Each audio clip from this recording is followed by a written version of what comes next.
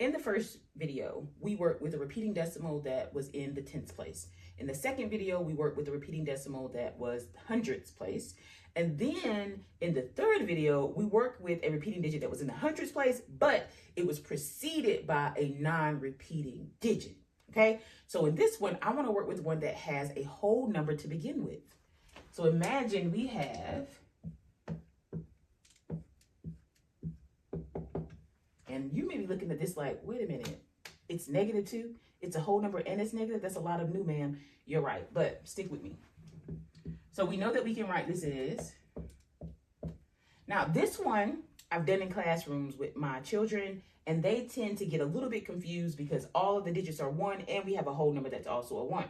So sometimes they may get a little confused with what is it that we're working with here, okay? So I want you to pay careful attention. So let's say that the question said that they wanted you to write this as a mixed number. So we know a mixed number has a whole number and a fraction.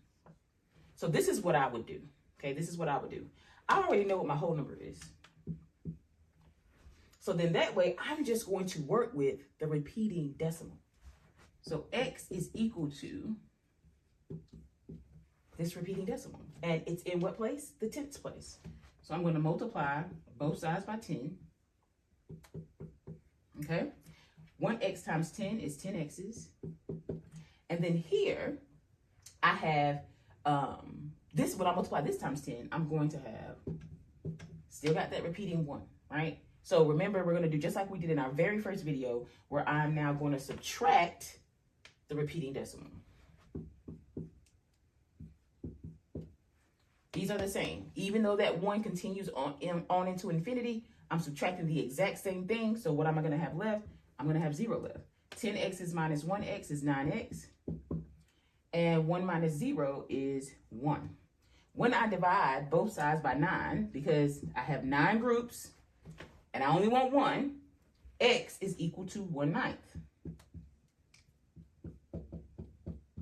So when I write this number as a mixed number,